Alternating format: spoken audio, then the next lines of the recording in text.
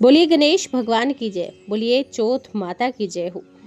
आप सभी बहनों को, मेरी प्यारी माताओं को करवा चौथ की हार्दिक शुभकामनाएं। यह त्योहार आपके जीवन में सदैव खुशियां बनाए रखे, आपके घर में सदैव खुशियों का वास बना रहे। आज हम इस वीडियो में सुनेंगे करवा चौथ की व्रत कथा। इस कथा को सुनने मात्र से ही अखंड सौभाग्य का वरदान प्राप्त होता है, इसलिए कथा को संपूर्ण सुने, कथा को बीच में ना छोड़े। कथा का संपूर्ण फल प्राप्त करने के लिए ध्यानपूर्वक सुने। एक साहूकार के 7 लड़के और एक लड़की थी। साहूकार के बेटे अपनी बहन से बहुत प्यार किया करते थे। साहूकारनी के साथ उसकी बहुओं और बेटी ने भी करवा चौथ का व्रत रखा। चौथ के व्रत में चांद देखकर ही व्रत खोलते हैं। रात को जब साहूकार के लड़के भोजन करने लगे तो उन्होंने अपनी बहन से भोजन करने के लिए कहा। इस पर बहन ने बताया कि आज उनका करवा चौथ का व्रत है और वह खाना चंद्रमा को अर्घ देकर ही व्रत खोलेगी और कुछ भी नहीं खाएगी। सबसे छोटे भाई को अपनी बहन की इस हालत को देखा नहीं गया और वह दूर पेड़ पर एक दीपक जलाकर चलनी की ओट में रख दिया। दूर से बहन को दिखाता है और चलनी की ओट में रखा दीपक चांद की तरह लगता है। ऐसे में वैसे लगता है जैसे चांद निकल आया हो।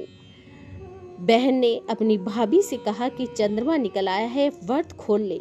तभी भाभीओं ने उसकी बात नहीं मानी और व्रत नहीं खोला।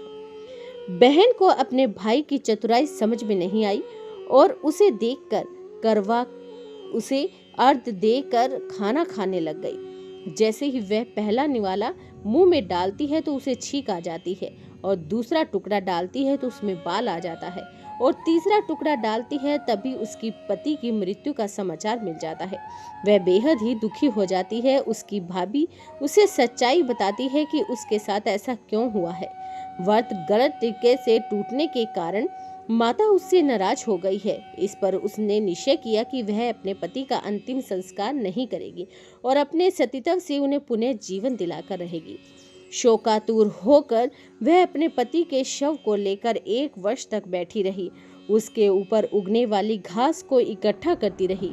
उसने पूरे साल चतुर्थी का व्रत किया और अगले साल कार्तिक कृष्ण चतुर्थी फिर से आने पर उसने विधि विधान से करवा चौथ का व्रत किया।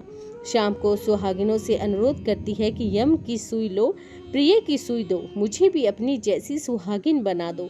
जिसके फलस्वरूप करवा माता और गणेश जी के आशीर्वाद से उसका पति पुनः जीवित हो जाता है।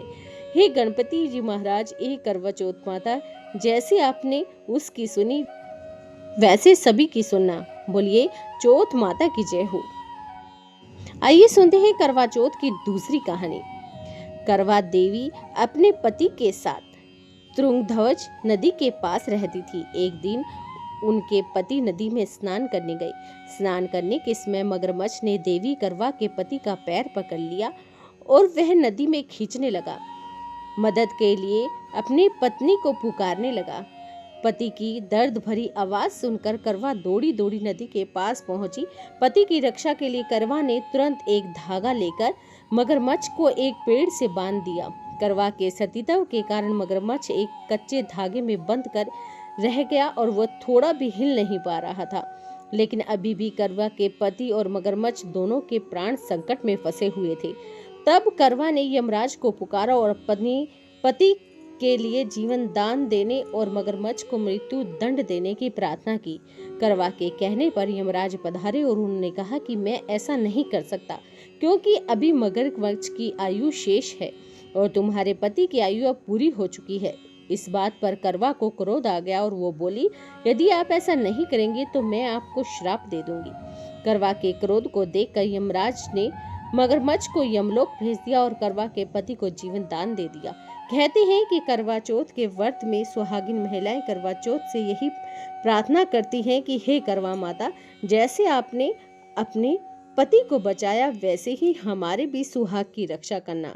बोली करवा माता की जय हो, गणेश भगवान की जय हो। अगर आपको ये वीडियो पसंद आई हो तो चैनल को सब्सक्राइब करना ना भूलें। वीडियो को लाइक और शेयर जरूर कर दें। कमेंट में जरूर लिखें जय हो चौथ माता की।